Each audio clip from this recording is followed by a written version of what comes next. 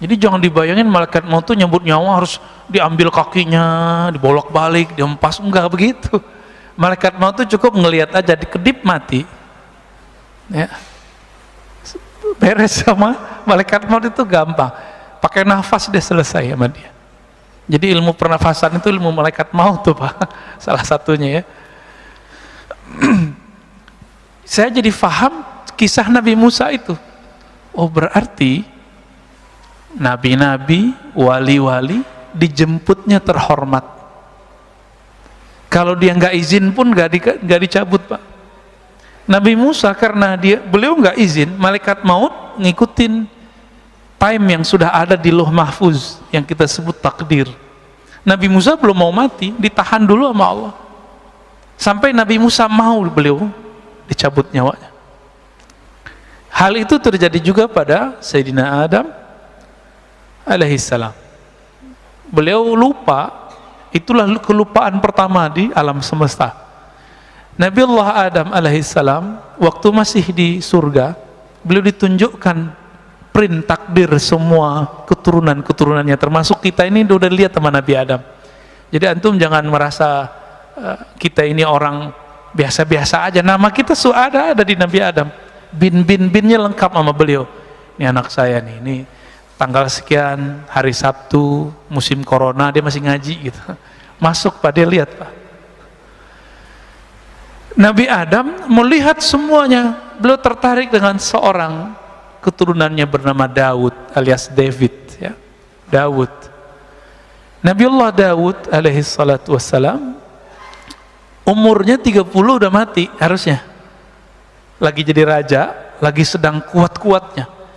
Sedangkan beliau ini untuk mencapai niat kesuksesannya harus nambah umur sekitar dari 0 sampai umur dia yang sekarang.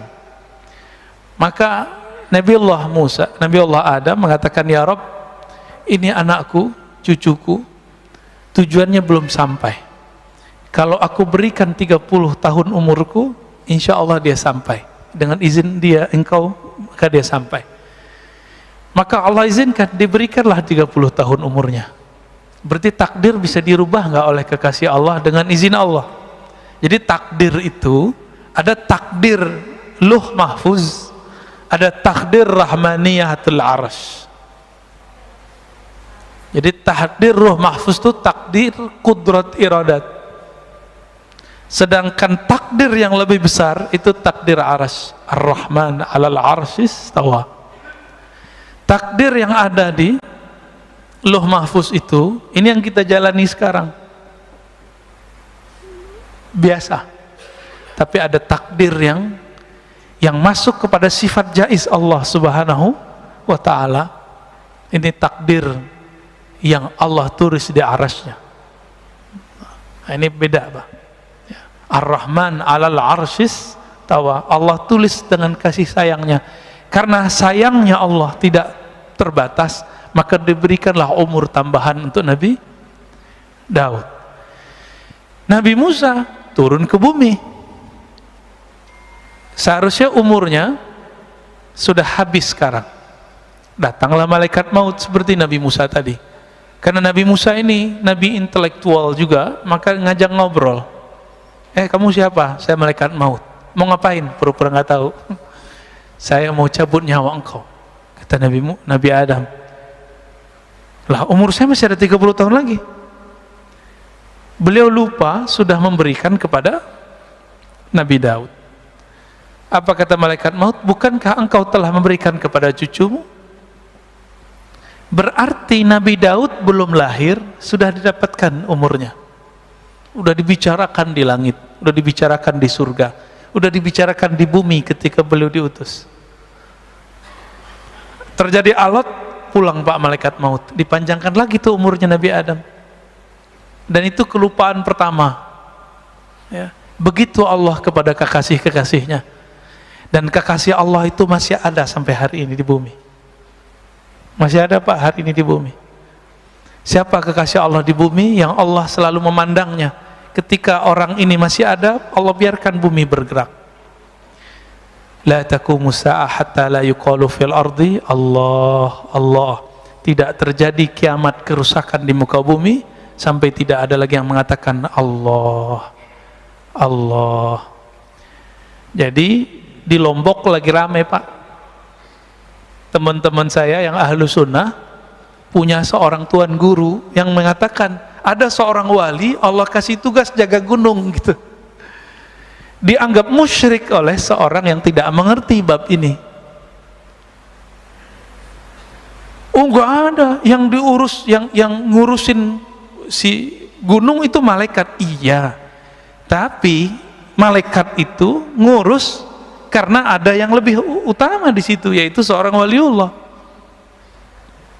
Apa dalilnya? Itu hadis Muslim yang saya bacakan barusan.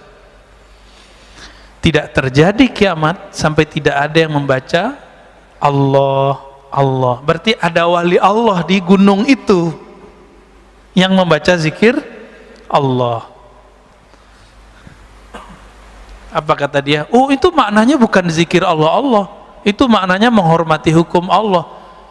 Loh itu namanya penjelasan hadis. Lafaz hadisnya nggak ngomong begitu kok. Kok giliran kayak gini pakai penjelasan pribadi? Ya.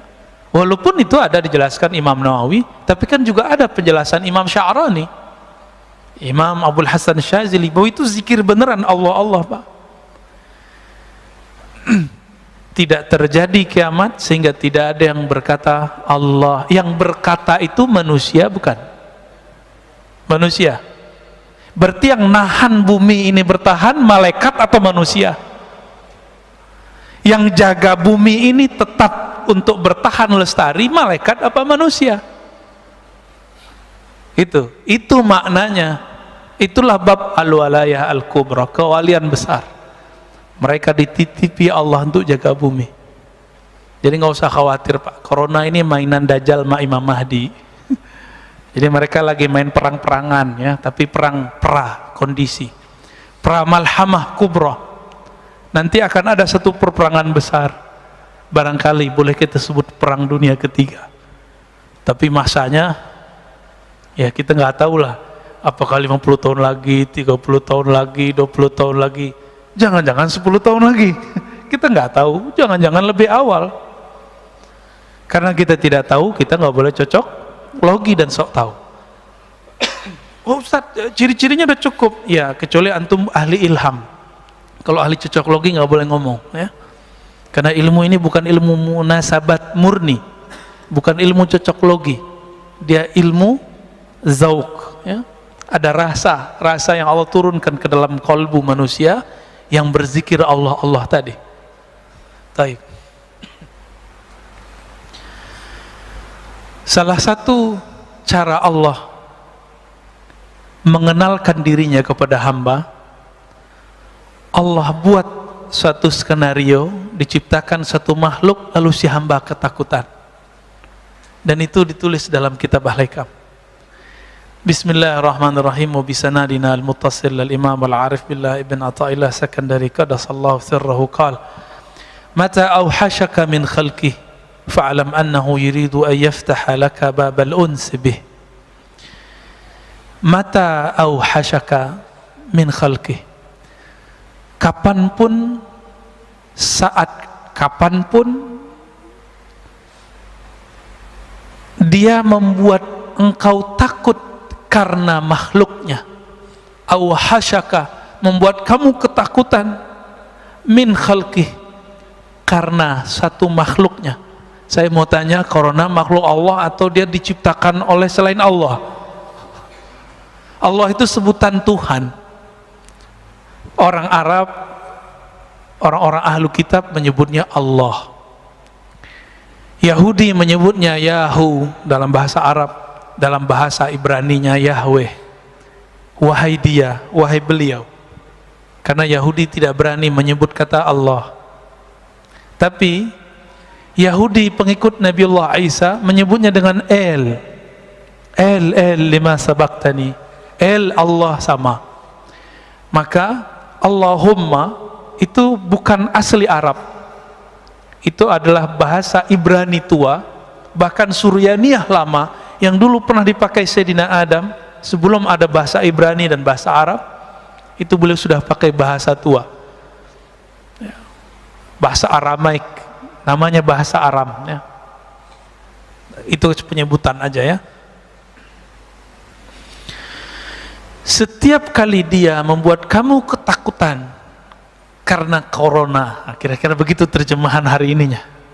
Sekarang zaman corona Pak ya, atau dengan virus apapun, atau dengan preman siapapun, atau dengan penguasa yang jahat manapun, atau dengan para teroris manapun gitu.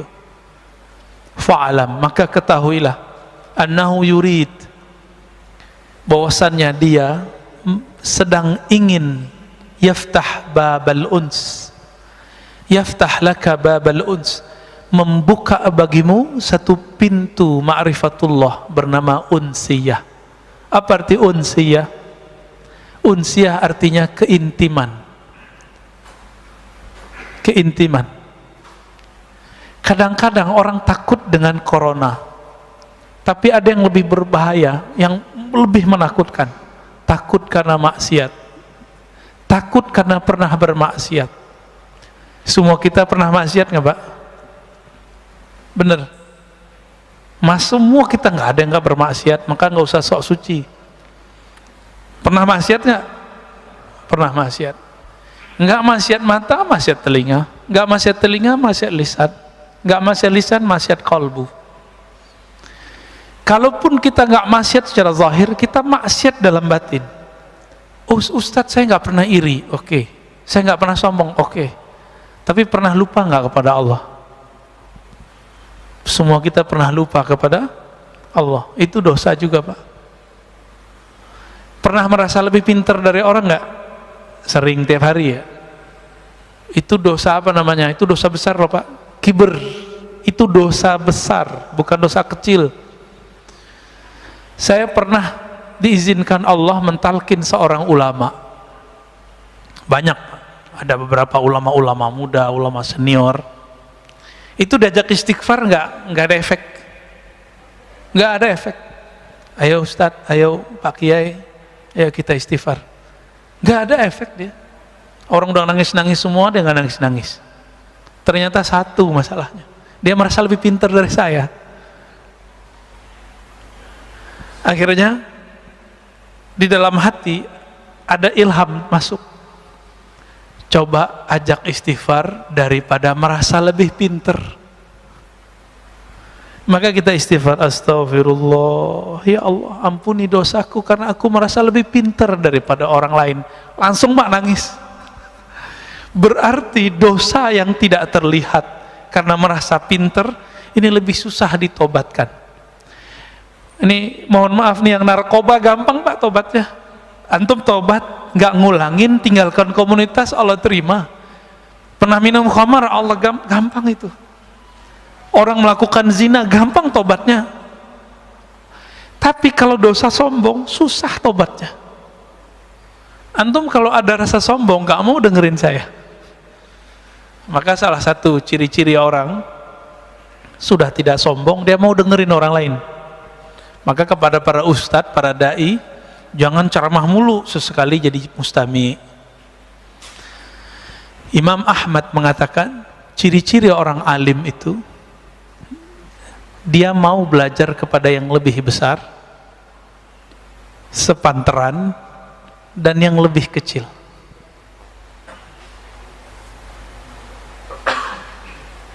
Gimana? Udah pernah belajar sama yang lebih kecil belum? Belum ya? Umurnya, gelarnya, fisiknya belum ya? Jarang ya? Jarang. Kalau umur sering, tapi kan gelarnya tinggi. Yang umurnya kecil, gelarnya nggak segede kita Pak. Pernahkah kita mau dengerin? Nah, maka kalau para da'i, para ustadz, jangan khutbah mulu tiap bulan. Harus ada satu kali sebulan dia nggak dengerin khutbah, dia dikhutbahin orang. Nah, syukur-syukur di rumah dikhutbahin bininya ya. Jadi apa yang Allah sedang mau kenalkan kepada kita? Unsiyahnya, keintimannya dengan kita. Uns itu lebih dekat dari qurb, kedekatan. Uns itu sudah mesra. Pernah, ini ilustrasi biar gampang. Anak-anak kita kalau ketakutan dia nyari siapa? Ayahnya. Ayah gitu terus dipeluk kan? Kita gemes ngeliat begitu, dan itu bikin rindu mau pulang ke rumah. Bener ya?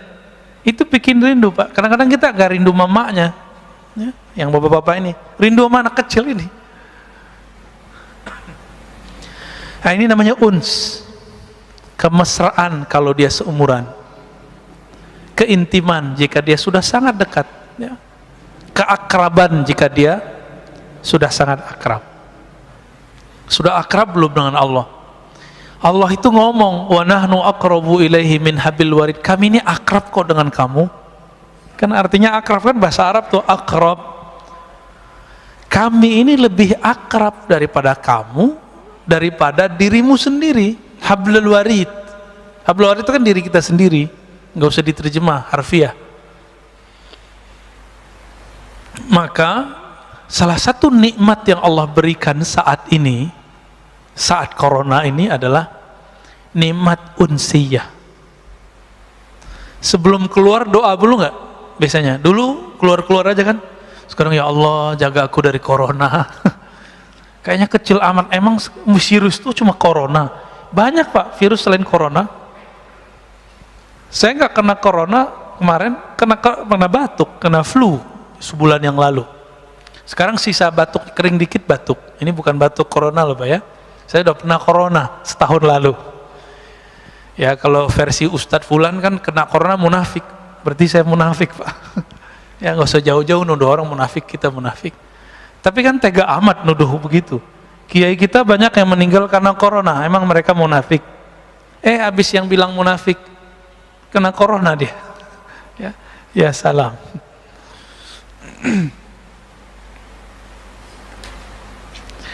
Nah, kita mundur. Khairu awqatika, sebaik-baik time yang kamu punya, waktu yang kamu punya. Jadi time itu bukan jam. Jadi sekarang 5:32, bukan itu. Itu namanya jam dinding Mbak, jam sholat. Waktu itu adalah satu nafas yang kita tarik, satu nafas yang kita keluarkan. Itu yang disebut waktu. Berarti waktu kita sebenarnya lebih berharga daripada cuma 1 detik, 2 detik itu. Apa kata beliau? Waktu kamu bernafas, yang paling bagus adalah waktun tashhadu fihi wujuda faqatik. Saat-saat jika engkau melihat engkau lagi butuh kepada Allah Subhanahu wa taala. Engkau memerlukan perhatian penjagaan Allah Subhanahu wa taala. Sebelum keluar rumah berdoa, ya Allah jagalah saya. Allah itu senang tuh sama orang yang begitu. Dan itu waktu-waktu paling indah. Bapak sholat 100 rakaat tapi nggak ada rasa memerlukan perhatian Allah, membutuhkan bantuan Allah. Itu lebih baik doa yang tadi Pak. Itulah alasannya kenapa doa musafir lebih utama daripada doa-doa orang biasa. Karena orang musafir ini dia takut mati. Saya pernah kasih contoh beberapa tahun lalu, di sini juga. Awal-awal naik pesawat, dari awal naik sampai turun, zikir nggak putus-putus kan? Naik kedua, setengah putus. Naik ketiga, lupa, malah nonton, main handphone. Benar ya? Kenapa? Karena kita sudah terlalu biasa. Jadi manusia begitu. Doa-doa yang dulu kita baca saat kita ketakutan naik pesawat, itu doa pasti sudah dikabulkan Allah 70%. Saya sudah hitung Pak, doa-doa yang saya baca saat itu Allah udah kasih hampir semua. Tapi pas kita naik pesawat sekarang biasa aja ya. Rasa takut muncul lagi pas turbulen. Jadi kita ini takutnya tidak pernah permanen. Takutnya selalu bi asbab bil awarid, dengan sebab-sebab luar, belum permanen. Kenapa? Nama Allah belum nancap di dalam kalbu. Jadi kita takutnya kepada Allah masih karena faktor-faktor dari luar, belum karena kenal kepada Allah. Orang ini belum disebut arif billah, belum disebut kenal kepada Allah ya. Baru disebut takwa. dia takut kepada Allah. Jadi waktu kamu terbaik, waktu kita terbaik yang Allah lihat di saat kolbu ini merasa butuh kepada ampunan Allah, bantuan Allah. Wa turaddu fihi ila wujudi dhillatik. Dan waktu kedua, waktu saat engkau merasa tercampakkan di tempat yang hina. Itulah sebabnya orang yang maksiat merasa hina, Allah lebih sayang daripada orang yang taat merasa suci. Jadi saya katakan, wahai diri yang pernah bermaksiat, jangan putus asa kepada Allah. Tapi jangan-jangan itulah saat Allah suka melihat kamu. Beberapa orang nggak pernah maksiat secara zahir, matanya dulu jaga, tangannya dijaga, semua dijaga. Kalau ngelihat ada orang berdua-dua, dia bilang, ih najis, setan, tengahnya ada setan. Kan hadis begitu. Kalau berdua, ketiganya setan. Ada yang buka aurat dikit, ahli neraka. Jadi panitia neraka dia, Pak. Kan dia sudah punya daftar ahli neraka, ahli neraka, ahli neraka. Maka Islam yang dia kenal, Islam neraka. Ini orang begini ini berbahaya, Pak. Sangat-sangat berbahaya. Mungkin dia korban pendidikan neraka. Ya. Dulu waktu kecilnya orang tuanya bilang sholat, kalau nggak sholat neraka. Nah, digituin dulu kali sama orang tuanya. Ini jangan-jangan nih orang tuanya begini-gini nih. Ini antum horor-horor nih wajahnya. Kalau udah ngaji hikam nggak gitu lagi ngajar anak. Ya, ngajar anak bukan dengan ancaman, ngajar anak dengan pujian dan reward. Kasih dia harapan. Anak soleh bangun. Itu anak kecil lebih senang pada gituin. Anak soleh bangun. Anak papa bangun. Ahli sorga bangun. Gitu, Pak. Cara bangunin anak itu dia cepat bangun. Tapi kalau kita bilang, kamu nggak sholat neraka lo gitu ya. Itu anaknya bangun langsung pikiran dia. Anak-anak korban begini nanti jadi patian neraka. Ya. Dia sendiri nggak tahu nasib dia gimana kan. Banyak gak orang begitu hari ini? Banyak. Kita ini buta ya. Betapa tidak buta. Setiap surat dalam Al-Quran, cari surat At-Taubah, semua memulai dengan Allah mengenalkan diri dan kata Rahman, Rahim, Rahman, Rahim. Emang gak baca? Emang gak dengar? Jangan-jangan kita kal himar yahmilu asfara, ya, seperti himar, ya, binatang himar. Apa terjemahan himar? Keledai, ya, yang dia memikul kitab-kitab, tapi dia nggak tahu apa yang dia pikul. Jangan-jangan begitu. Baca Quran, makanya ini mohon maaf loh Pak ya, ini ngajinya agak beda. Saya itu nggak ngajak orang khataman Quran banyak-banyak seperti Imam Syafi'i. Kan kalau Imam Syafi'i baca Quran ngerti, maka beliau emang afdolnya baca Quran banyak-banyak. Selama 4 tahun di Mesir beliau khatam 4.000 kali. Itu setahun 1.000. Coba bagi sebulan berapa kali itu? Antum hitung sendiri ya. Capean hitungnya. Ini dari kemarin, dari kecil sampai sekarang, kalau kita hitung itu khataman, kita nggak nyampe, Pak.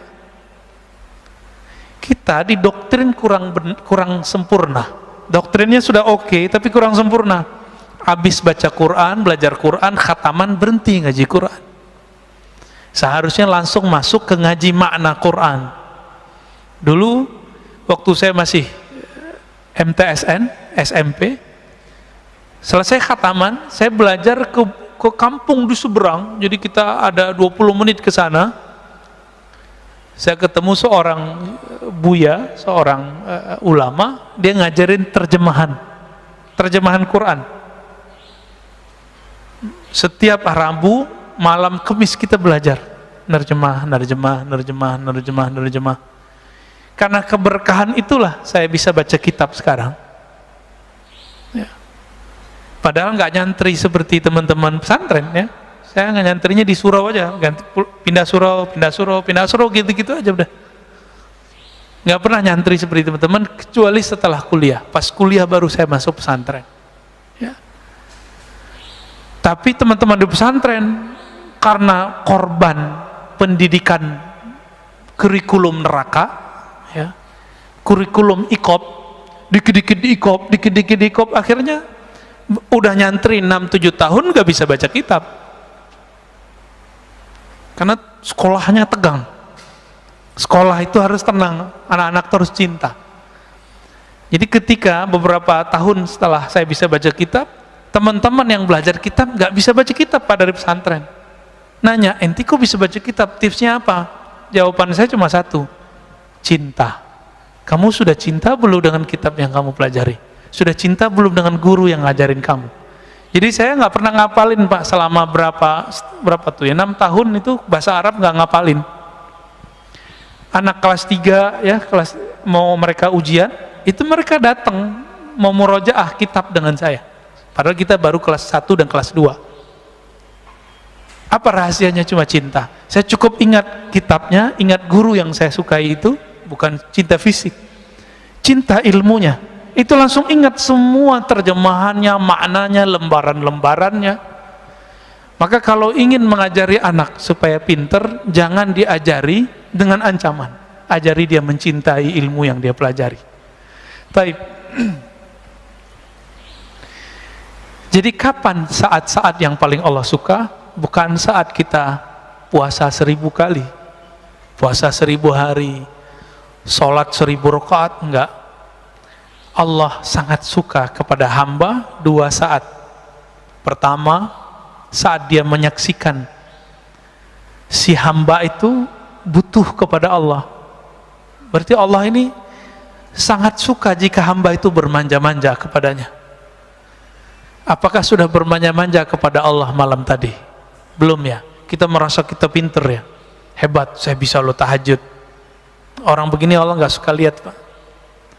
Tapi ketika dia bangun, alhamdulillah ya Allah, engkau bangunkan aku.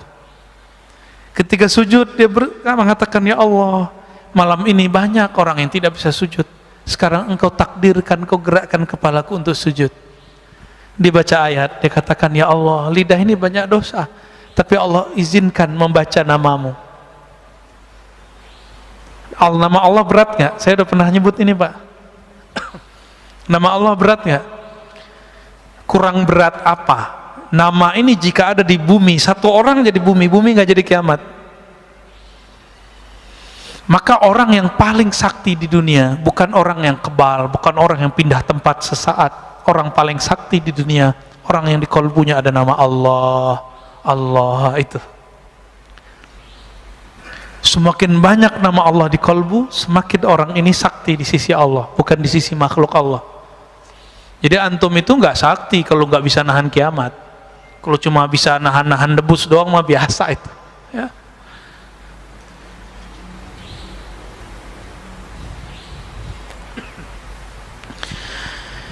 Lalu apa gelaran orang? Gelar orang yang merasakan 2 hal ini.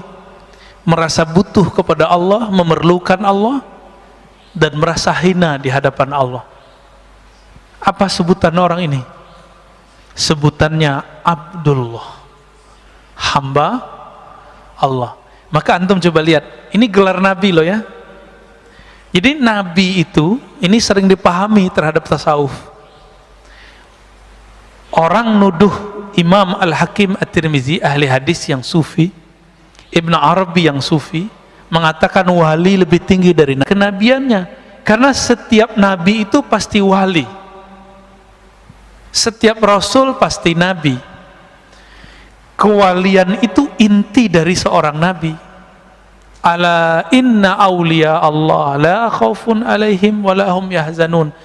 Ketahuilah sungguhnya wali-wali Allah. Apa arti wali Allah? Kekasih. Maka kewalian itu artinya kekasih. Bab cintanya seorang wali itu lebih tinggi daripada bab nubuatnya, gitu maksudnya. Bukan berarti seorang wali yang bukan nabi lebih tinggi daripada seorang nabi. Itu keliru besar, nggak ada begitu di kitab Fususul Hikam. Imam Ibn Arabi tidak pernah mengatakan itu. Tanda orang yang menuduh Ibn Arabi mengatakan nabi lebih mulia, wali lebih mulia daripada nabi, dia tidak khatam satu kitab tipis separuh kitab ini Pak, kitabnya Fususul Hikam judulnya. Kitab tipis saja nggak khatam, gimana kitab yang 9 jilid Al-Futuhat Al-Makkiyah. Terus nuduh. Jadi betapa banyak hari ini orang-orang yang sudah alim dan satu ilmu, tapi dia bodoh dalam ilmu lain, lalu dia tolak ilmu itu. Dan itu sudah ada sejak zaman dahulu. Maka kemarin kita ngaji dengan beberapa komunitas teman-teman kita, ngaji kitab judulnya Risalah Al-Laduniyah karya Al-Imam Hujjatul Islam Abu Hamid Al-Ghazali. Beliau menceritakan latar belakang menulis kitab Risalah Laduniyah itu. Apa kata beliau? Ada teman saya datang melaporkan lawan debatnya yang mengatakan ilmu itu cuma ilmu yang tertulis di kitab, yang nggak tertulis di kitab yang kita pahami sekarang berarti nggak ada, ilmu ngada-ngada gitu. Maka belum nulis kitab Ar-Risalah Al-Laduniyah. Ini saya mau nanya Pak, ilmu itu yang di kitab ini atau yang dalam hati saya? Maka kitab ini antum bawa, antum langsung berilmu nggak? Seandainya ilmu itu di kitab, coba bawa kitab ini, antum langsung berilmu. Enggak, ilmu enggak di sini. Ilmu itu ada di dada seorang yang berilmu.